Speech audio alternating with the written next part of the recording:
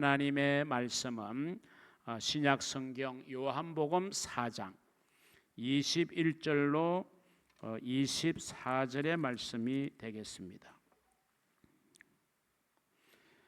예수께서 이르시되 여자여 내 말을 믿어라. 이 산에서도 말고 예루살렘에서도 말고 너희가 아버지께 예배할 때가 이르리라. 너희는 알지 못하는 것을 예배하고 우리는 아는 것을 예배하노니 이는 구원이 유대인에게서 남이라. 아버지께 참되게 예배하는 자들은 영과 진리로 예배할 때가 오나니 곧 이때라. 아버지께서는 자기에게 이렇게 예배하는 자들을 찾으시느니라. 하나님은 영이시니 예배하는 자가 영과 진리로 예배할지니라. 아멘. 우리 한번 성도의 인사를 나누겠습니다. 당신이 더 행복했으면 좋겠습니다.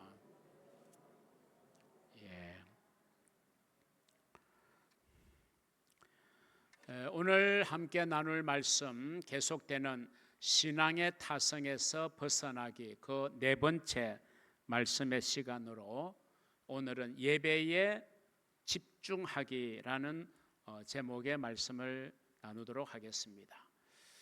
우리가 신앙의 타성에서 벗어나는 것은 매우 중요합니다. 그래서 그 방법으로 첫 번째 깨어 기도해야 된다. 그리고 두 번째는 성경을 가까이 해야 된다. 그리고 지난주 세 번째는 우리의 육적 체질을 영적 체질로 바꾸는 부단한 노력을 해야 된다라는 말씀을 드렸고, 오늘은 네 번째로 우리가 신앙의 타성에서 벗어나기 위한 참 소중한 방법 중에 하나인 예배에 집중하는 것이 필요하다 하는 말씀을 여러분과 함께 나누기를 원합니다. 예배, 우리 그리스도인과 떼어놓을 수 없는 그런 관계, 불가분의 관계에 있는 게 예배입니다. 어떤 분은 예배가 부담스러울 수도 있고 어떤 분은 예배가 기다려지는 사람도 있을 수 있습니다. 그리고 우리는 예배에 참여합니다. 그리고 예배를 마치고 나가는 우리의 마음 속에, 생각 속에 오늘 예배 참 좋았어, 오늘 예배 참 은혜로웠어, 이렇게 생각하는 분도 있고, 아니면 또 다른 부분으로 예배에 대한 평가를 하기도 합니다. 사람들은 예배의 만족도를 이야기하기도 하고 만족도에 대해서 평가를 나름대로 하기도 합니다. 그런데 여러분, 그거는 올바르지 않습니다. 예배는 오직 하나님을 기쁘시게 해드리는 것이 예배입니다. 그러기에 예배의 판단 기준은 얼마나 예배가 즐거웠느냐, 예배자에게 즐거움이 되었느냐, 아니면 내가 오늘 예배를 만족스럽게 생각하느냐, 여기에 있는 것이 아닙니다. 예배의 판단 기준은 오늘 이 한 시간의 예배를 통해서 내가 하나님을 얼마나 기쁘시게 했느냐, 이게 훨씬 더 중요하다는 사실을 우리는 기억해야 됩니다. 그러니까 예배의 기준이 내가 아니라 하나님이어야 한다. 이게 예배의 바른 자세입니다. 그런데 오늘 많은 성도들은 이걸 거꾸로 생각합니다. 예배를 판단하고 평가하는 것은 나의 어떤 마음가짐, 또 내가 그 예배를 통해서 받은 바 어떤 느낌, 이런 것으로 우리가 예배를 평가하려고 해요. 그런데 여러분, 그건 예배가 아니죠. 예배는 내 예배를 하나님이 얼마나 기쁘게 받으셨느냐, 하나님이 중심이에요. 하나님이 주제가 되어야 된다라고 하는 것입니다. 그래서 예배에서는 그 어떤 것보다도 여러분 하나님께 집중하는 것, 이것이 예배를 예배되게 하는 참 중요한 요소입니다. 왜냐하면 그래서 오늘 본문에서도 예수님이 예배하는 자의 태도를 이렇게 말합니다. 영과 진리로 예배해야 된다. 그 예배하는 자를 하나님이 찾으신다. 왜 찾으시느냐? 만나 주시려고. 그러니까 이 예배는 내가 얼마나 예배를 영과 진리에 입각해서 예배를 드리느냐, 내가 성령에 사로잡히고 내가 오직 말씀에 사로잡혀서 이 예배에 얼마나 내가 집중하여 하나님께 드렸느냐, 그래서 하나님이 이 나의 예배를 기쁘게 받으셨느냐, 이게 여러분 예배의 가장 중요한 요소다. 이런 예배가 되어야만이 우리에게 회복이 일어나고 우리 안에 부흥이 일어나기 때문입니다.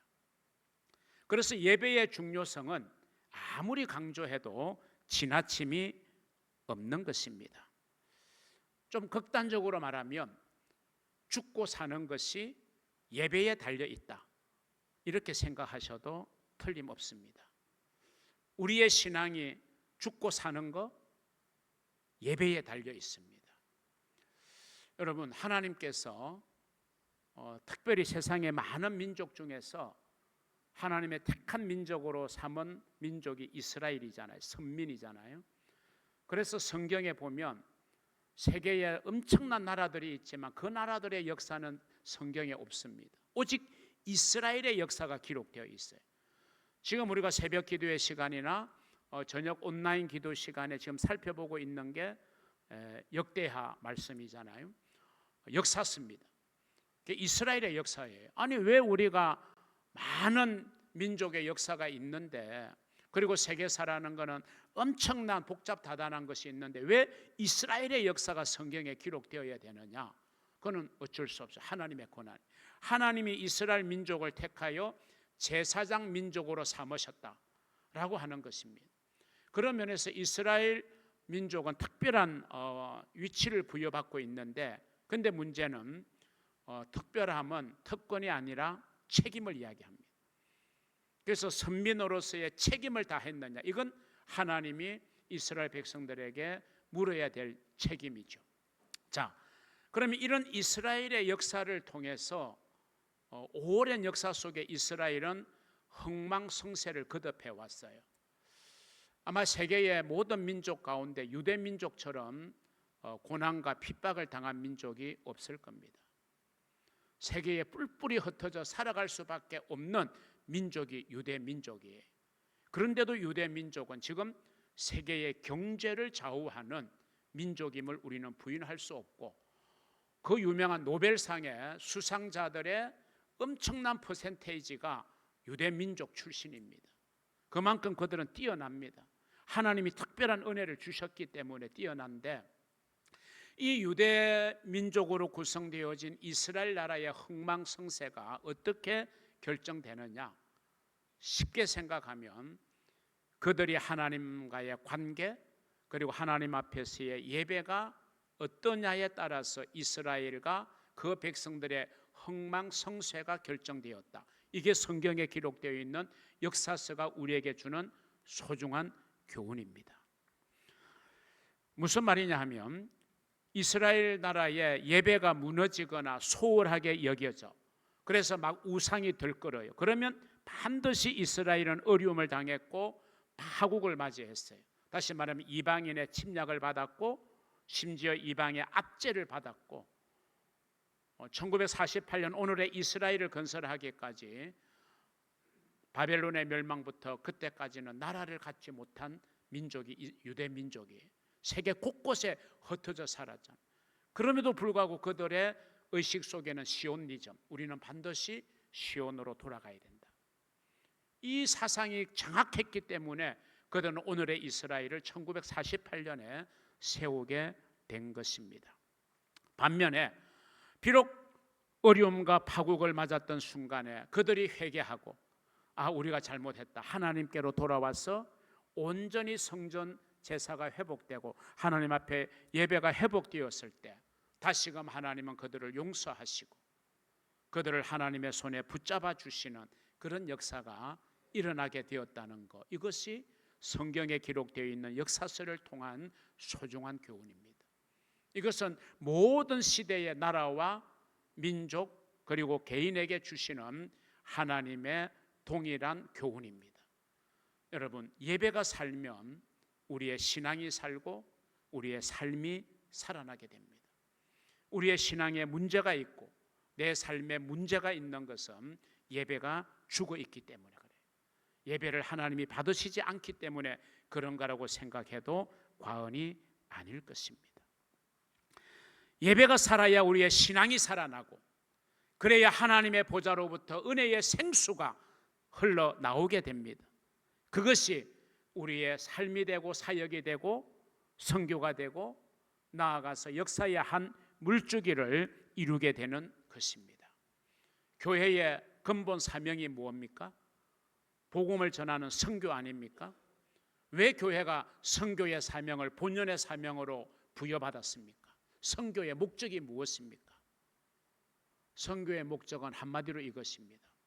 하나님을 알지 못하여 하나님을 예배하지 못하는 땅, 지역, 백성들에게 복음을 전해서 그들이 하나님을 알고 하나님을 알기에 하나님을 향하여 예배하는 지역이 되고 나라가 되고 땅이 되고 백성이 되고 그래서 하나님의 공급하시는 축복을 받는 그런 지역이 되고 나라가 되고 백성이 되라고 사람이 되라고 하는 것이 선교의 유일한 목적입니다.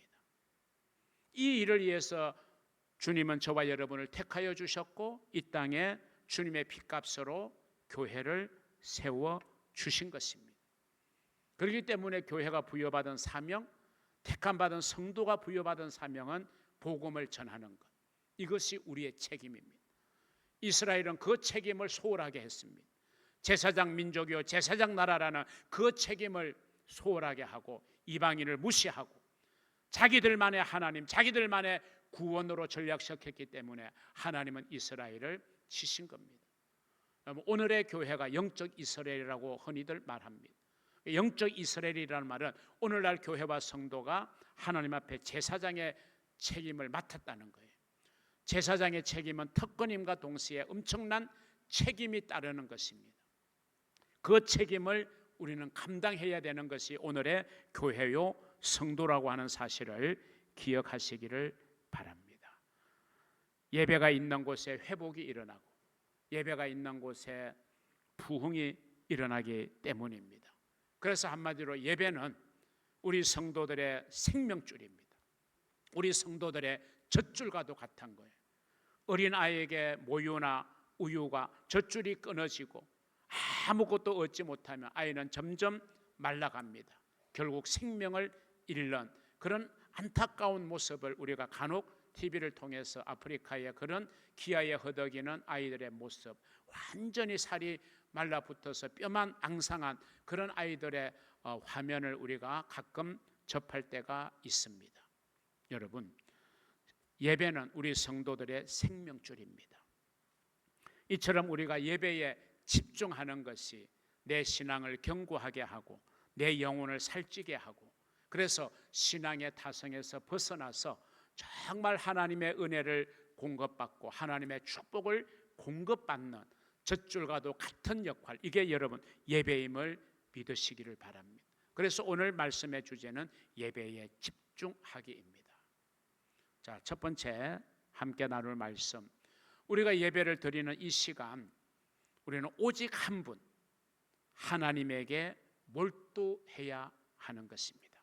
하나님께 몰두해야 됩니다. 그렇게 한번 생각해 보겠습니다. 오늘 우리 카이로스 찬양단이 완전체였습니다.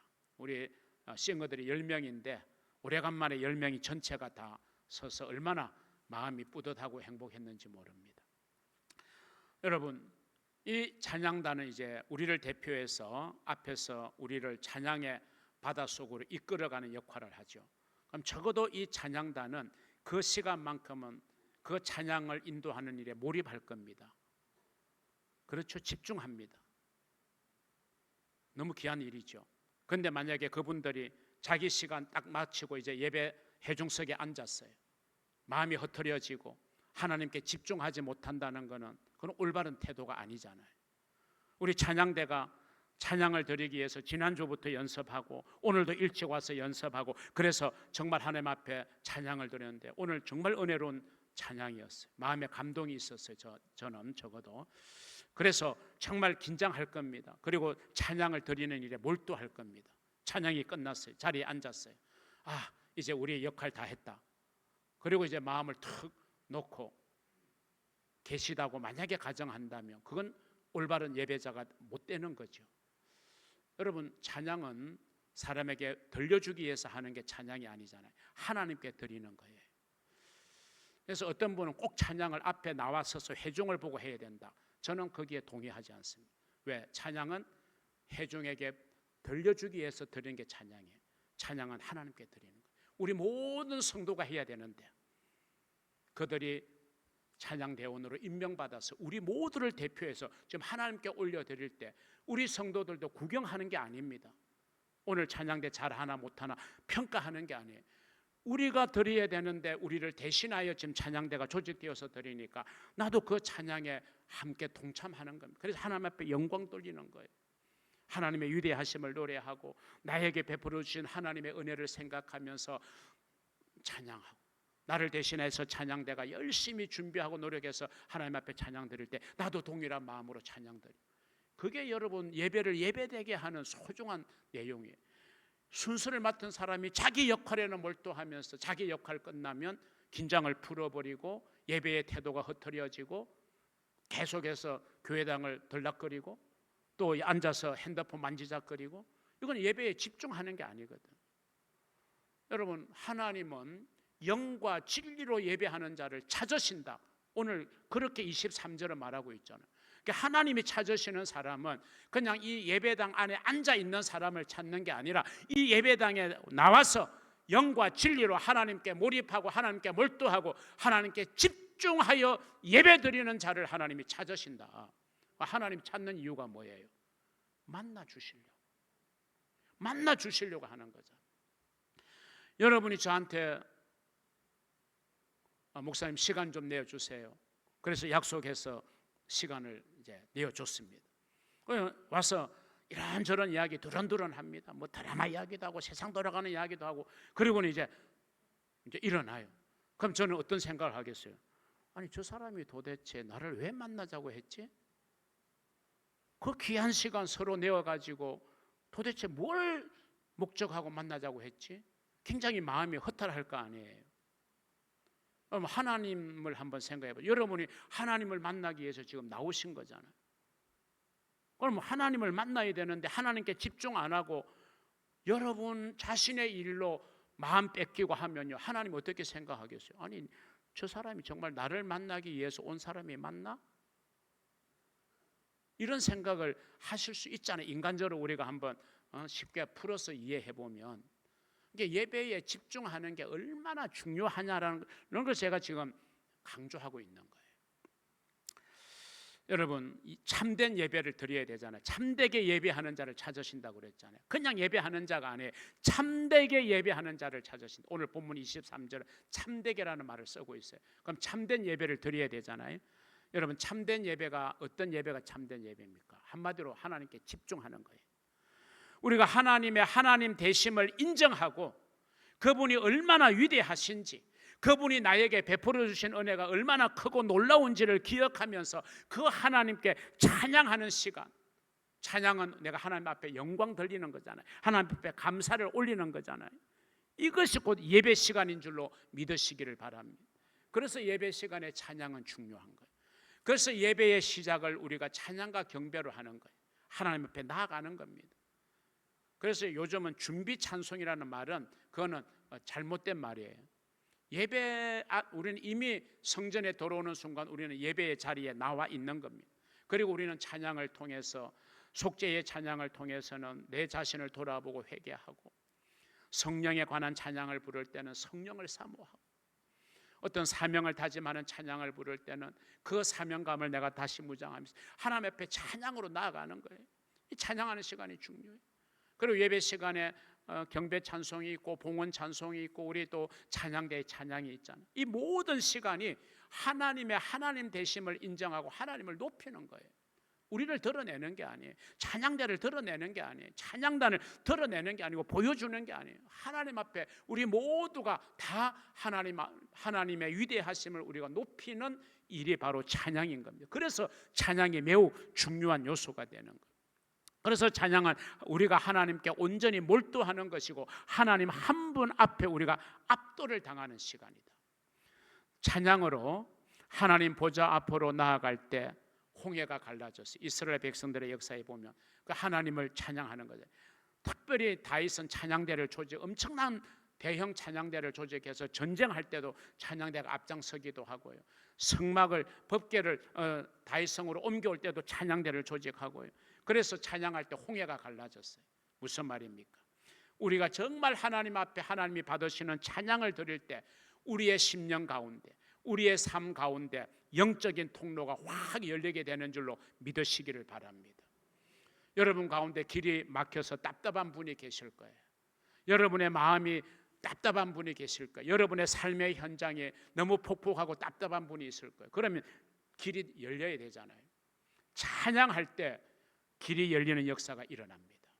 홍해가 가로막아도 찬양할 때 하나님께서 홍해 가운데 길을 내어주시는 분입니다.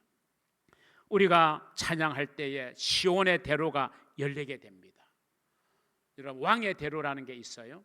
로마 시대에 왕에게 나아가는 그 넓은 대로를 이제 만드는 거죠. 그래서 그 왕의 대로를 따라가면 이제 왕이 있는 곳으로 우리가 가게 되는데, 시온의 대로가 뭡니까? 시온은 하나님의 임재를 상징하는 상징적 표현이 또 되기도 하잖아요. 하나님께 나아가는 대로가 활짝 열리는 거예요. 뭘 통해서? 하나님께 찬양 드리는 걸 통해서. 그래서 우리가 찬양의 마음을 담아야 돼. 그냥 입술만 움직인다고 그게 찬양이 아니라 내 마음이 움직여져야 돼. 찬양에는. 그래야 내 마음에 하나님께로 나아가는 대로가 열려요. 시온의 대로가 열려요. 그러면 그 대로를 통해서 하나님의 놀라운 역사가 일어나게 되고 우리가 하나님을 만날 수 있는 영광스러운 역사가 일어나고 하나님을 만나면 놀라운 일들이 일어나게 됩니다. 그게 두 번째 생각해 볼 거예요. 그럼 우리가 참된 예배를 드리면 어떤 복을 받게 되느냐? 어떤 복을 받게 되느냐? 두 가지만 말씀드리기를 원합니다. 먼저는요, 우리가 참된 만족을 얻게 됩니다. 참된 만족. 우리는 다 만족을 추구합니다. 나는 불만족을 원해 하는 사람은 아무도 없어요. 뭘 하든지 간에 내가 하는 일을 통해서 나는 만족을 추구합니다. 이게 우리 인간의 본연이에요. 참된 만족을 얻기를 원합니다. 그런데 여러분, 세상이 주는 만족은 제한적입니다. 그리고 그거는 유효기간이 짧아요. 일시적입니다. 여러분, TV 앞에서 드라마 보고 또 뭐 영화 보고 이런 거 보면서 참 마음에 카타르시스도 느끼고 웃기도 하고 울기도 하고 뭐 통쾌함을 느끼기도 하고 그런 이제 부분들이 있잖아요. 근데 그게 딱 브라운관 앞에서 일어서면 계속 지속되지 않아요. 그게 내 삶을 이끌어가는 힘이 원동력이 되질 않아요. 그거는 제한적이고 일시적인 겁니다. 세상이 주는 만족은. 우리가 추구해야 되는 만족은요, 예배를 통해서 주시는 하나님의 기쁨, 하나님의 만족, 이것보다 더 크고 더 영원한 만족은 없다는 사실이에요. 자, 오늘 이 본문이 들어있는 요한복음 4장으로 이제 들어가면요, 요한복음 4장의 출발점은 한 여인의 등장이 있습니다. 사마리아 여인, 사람들에게 손가락질 받던 여인. 그래서 다른 사람들이 우물을 기르러 나오는 그 시간을 피하여 뜨거운 한낮에 물동이를 이고 우물에 와서 물을 기러갈 수밖에 없는 정말 가련한 한 인생의 여인, 그 사마리아 여인이 예수님과 만나게 되는 것으로 요한복음 4장은 시작이 되고, 그 예수님과 사마리아 여인의 만남을 통해서 대화가 쭉 이어지면서 오늘 생각해보는 요한복음 4장 21절로 24절은 결론에 해당되는 부분이에요. 그러니까 이 사마리아 여인이 등장합니다. 이 여인은 한마디로 말하면 인생의 만족을 느끼지 못하고 살아가는 사람들의 모델이었습니다. 참된 만족이 없는 삶을 살아온 여인입니다.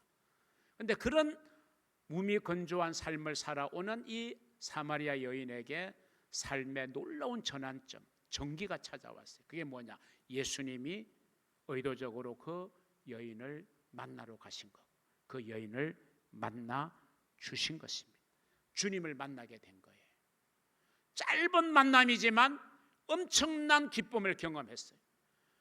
그래서 사람들의 시선을 피하여 한낮에 물동이를 이고 우물가에서 물을 기르러 가는 그 여인이 물동이를 내려놓고 한 걸음에 동네로 달려들어가 외면하던 그 동네 사람들을 향하여 내가 메시아를 만났다라고 메시아 만난 것을 외치고 전하는 이 여인의 모습이 오늘 요한복음 4장 초반부에 기록이 되어 있습니다. 이 여인의 모습이야말로 인생의 무미건조함, 인생의 공허함에서 참된 만족과 기쁨을 경험하고 느낀 사람들의 전형적인 모습을 이 사마리아 여인은 우리에게 보여주고 있는 것입니다. 성도 여러분들도 참된 예배자가 되어 주님이 주시는 참된 만족을 얻게 되는 축복의 사람들이 되시기를 주님의 이름으로 축원합니다. 다음으로 참된 예배를 드리면 어떤 복이 임하느냐? 진정한 해결의 길이 우리 앞에 열리게 된다라는 것입니다. 여러분, 사람에게는 마음의 문제든 아니면 삶의 현장에서 현실적인 문제든 다 이런저런 가지가지의 문제를 우리는 안고 살아갑니다. 근본적으로 우리 인생에게는 목마름이 있어요. 육신의 목마름도 목마름이지만 그거는 물을 마시면 해결될 수 있겠죠. 그런데 여러분, 마음의 목마름이 있어요. 영혼의 목마름이 우리에게는 있습니다. 또 공허함이 있어요. 내가 열심히 살기는 사는데 어느 한순간에 내 마음의 한켠에 공허함이 찾아올 때가 너무 많습니다. 내가 이렇게 사는 것이 정말 제대로 잘 사는 것일까? 공허함을 느낄 때가 있어요. 때로는 사람들 가운데는 막 초조함이 찾아오기도 하고 불안함이 찾아오기도 합니다. 내가 지금 이 일에 희망이 있는 걸까? 과연 내 미래가 어떻게 될까? 불투명하고 불확실한 미래 때문에 불안하기도 하고 걱정, 근심, 염려가 있기도 한 것, 이게 사실 우리 모든 사람들이 공통적으로 안고 있는 문제입니다. 이걸 우리는 해결받는 게 중요한데 그걸 해결받을 수 있는 길이 바로 저는 예배다. 예배를 통해서 해결의 길이 열린다. 홍해의 길이 열렸던 것처럼 내 마음의 영적 통로가 열리고 시온의 대로가 열리면 우리는 하나님을 만나게 되고 하나님을 만나면 대부분의 우리의 인생의 문제는 해결될 수 있다라고 저는 믿습니다. 참된 예배를 통해서 하나님을 만나면요, 그는 마침 긴 가뭄 끝에 내리는 담비와 같은 그런 기쁨을 우리는 경험할 수 있는 거죠. 유명한 기독교 사상가 리처드 포스터는 이런 말을 했습니다. 하나님께 뭐 되라? 중독되라. 여러분, 요즘은 중독이 심한 시대입니다. 제가 성장하는 교회 탐방을 오래전에 했던 적이 있었잖아요. 미국에 가니까 이미 중독이 미국 사회에 문제가 되어가지고 교회들마다 중독 치료 프로그램이 활발하게 소그룹으로 이루어지더라고요. 근데 거기에서 제가 발견한 놀라운 사실은요, 우리 인간이 가지게 되는 중독의 문제가 그냥 단 몇십 가지가 아니라 100가지가 훨씬 넘는 중독의 문제가 있어요. 이제 한국 사회에도 점점 중독의 문제는 깊이 들어옵니다. 약물 중독, 약물을 너무 이제 의지해서 약 없으면 잠도 못 자고 약 없으면 막 불안해지고 약물 중독이죠. 지금 이제 마약도 얼마나 깊숙이 우리 사회 속에 들어와 있는지 요즘은 청소년들에게도 깊이 이렇게 침투하고 있잖아요. 앞으로 큰 사회 문제가 될 수 있죠. 마약 중독, 게임 중독, 알코올 중독, 또 담배를 끊어야 되는데 이 흡연이 내 마음에 딱 내 체질에 맞아가지고 아무리 끊으려고 노력해도 끊을 수 없는 흡연, 그것도 하나의 중독 정세잖아요. 그러니까 우리 인간에게는 이 중독이 너무너무 깊이 들어와 있습니다. 이걸 우리가 벗어나야 되는데 그래야 삶이 진짜 평안하고 기쁘고 행복한데 이 중독을 해결하는 방법, 중독의 대상을 하나님께로 바꾸라는 거예요. 이 리처드 포스터의 이야기는 하나님께 중독되라. 이 말은 무슨 말이냐? 하나님께 사로잡히고 하나님께 몰입되는 경험을 강조하고 있는 표현이에요. 그러면 우리 삶을 힘들게 만드는 대부분의 문제에서 우리는 벗어날 수 있다는 것입니다. 강력한 하나님의 임재에 우리는 사로잡힐 수 있는 겁니다. 강력한 하나님의 손길에 붙잡히는 방법이 예배인 거예요. 오늘 본문에 나오는 사마리아 여인과 예수님에 대하는 이미 예배에 대한 문제로 이제 귀결이 되고 있습니다. 사마리아 여인에게 예수님이 대화를 하면서 가서 내 남편을 불러오라.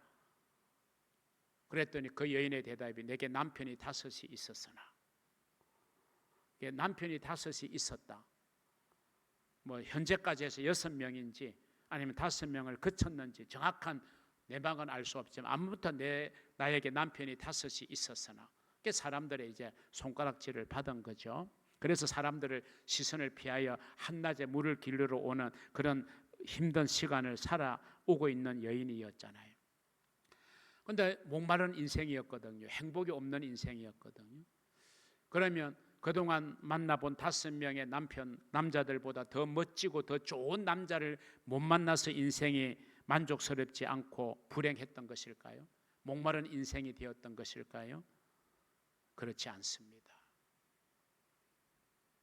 여러분, 참된 예배에 대한 갈증, 하나님을 만나지 못했기 때문에 오는 목마름이지, 여러분 별의별 남자를 만난다고 그 인생의 목마름이 해결되는 게 아니에요.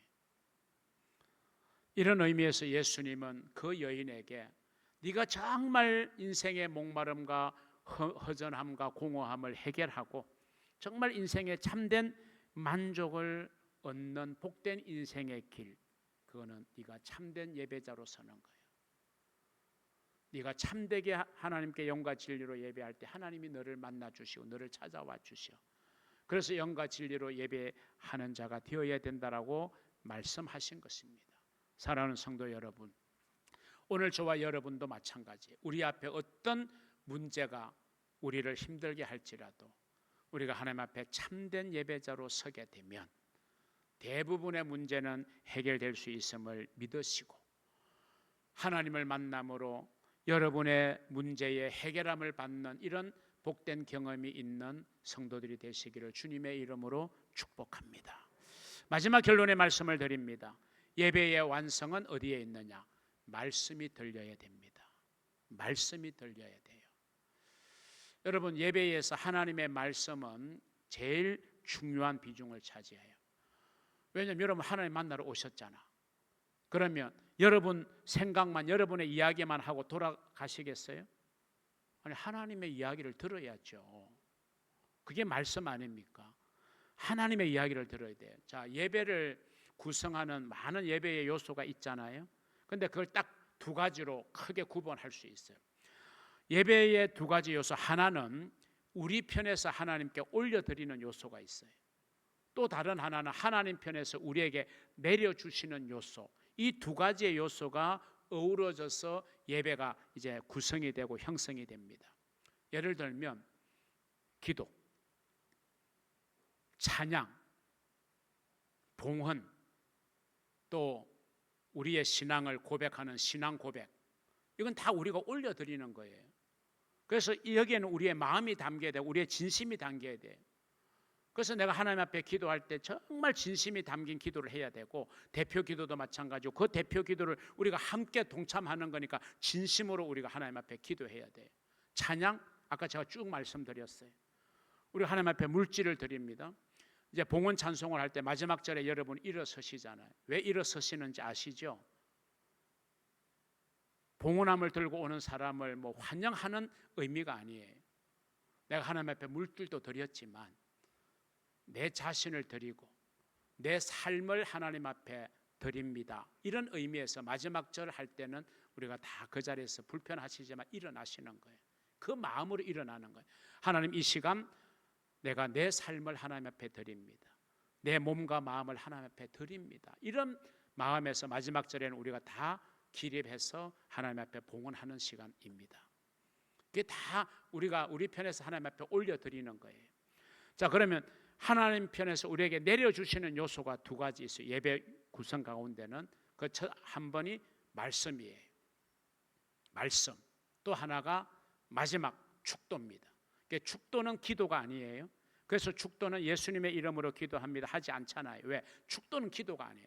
하나님이 이제 예배를 마치고 세상으로 나가는 여러분을 축복하시는 거거든요.